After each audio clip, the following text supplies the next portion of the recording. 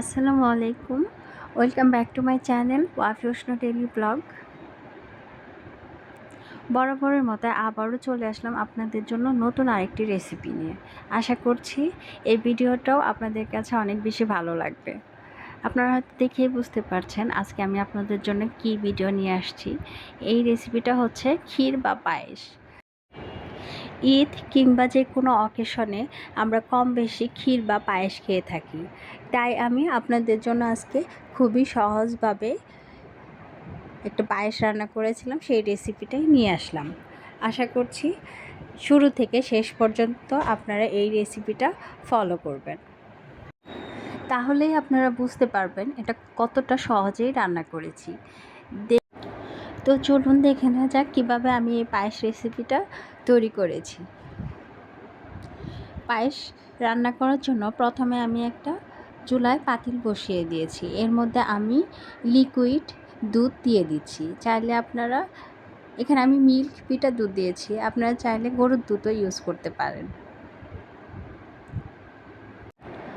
এরপর দুধগুলিকে আমি কতক্ষণ জাল দিয়ে বলক তুলে নিচ্ছি।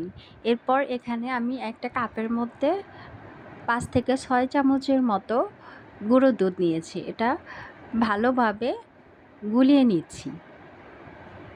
আমি এখানে আপনাদেরকে দেখিয়ে দিচ্ছি, গুঁড়ো দুধটা দিলে পায়েসের টেস্ট আরও বেড়ে যায় এবং দুধের ঘনত্বটাও বেড়ে যায়। তাই আমি এখানে গুঁড়ো দুধটা দিচ্ছি যাতে পায়েসের টেস্ট আরও ভালো আসে। এখন আমি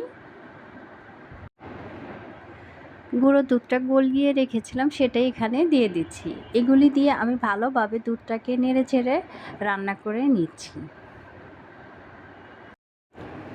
দুধটাকে ভালোভাবে চাল দিয়ে এর মধ্যে আমি চাল, 4টা এলাচ, 4টা দারুচিনি এবং কাঠবাদাম এই দুধের মধ্যে দিয়ে দিচ্ছি। এগুলি দিয়ে আমি ভালোভাবে অনবরত নেড়ে নিচ্ছি। এ পর্যায়ে অনবরত নেড়ে নিতে হবে যেন নিচে লেগে না যায়। যতক্ষণ না পায়েসের চালটা সেদ্ধ হচ্ছে ততক্ষণ অনবরত নাড়তে থাকবেন, কারণ নিচে লেগে গেলে এটার টেস্ট কিন্তু নষ্ট হয়ে যাবে। তাই আমি এরকম অনবরত নেড়ে নিচ্ছি। আর যখন দেখবেন দুধটা ঘন হয়ে আসছে তখন পায়েসটা নামিয়ে নেবেন। আমার মনে হয় দুধটা যতটা ঘন হবে পায়েসটার টেস্ট আরও বেশি বাড়বে। আমি এভাবেই প্রায় এই পর্যায়ে 10-15 মিনিটের মতো আরও রান্না করে নিয়েছি। এরকম নাড়তে নাড়তেই একটা সময় দেখবেন ঘন হয়ে আসছে, তখন বুঝে নেবেন পায়েসটা হয়ে গেছে। আর চাইলে আপনারা একটু উঠিয়েও চালটাকে দেখতে পারেন সেদ্ধ হয়েছে কিনা।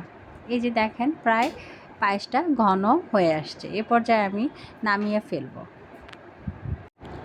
এখন আমি আপনাদেরকে চামচের সাহায্যে তুলে দেখাচ্ছি পায়েসটা কতটা ঘনত্ব হয়ে আসছে। এ পর্যায়ে আমি চুলা থেকে নামিয়ে ফেলব, কারণ নামানোর পরে পায়েসটা আরেকটু ঘন হয়ে যাবে। দেখেন দেখতে কতটা লোভনীয় হয়েছে। এই পায়েসটা না খেলে আপনারা বুঝতেই পারবেন না কতটা টেস্ট। তো আমার এই ভিডিওটা যদি আপনাদের কাছে ভালো লেগে থাকে তাহলে অবশ্যই আপনাদের ফ্যামিলি এবং ফ্রেন্ডসদের সাথে বেশি বেশি শেয়ার এবং সাবস্ক্রাইব করবেন। আর আমার চ্যানেলে অন্যান্য ভিডিও দেখতে চাইলে অবশ্যই ডেসক্রিপশন বক্সে লিংক দেওয়া আছে, ওখান থেকেই দেখে নেবেন। সবাই ভালো থাকবেন। আজ এ পর্যন্তই। আল্লাহ হাফেজ।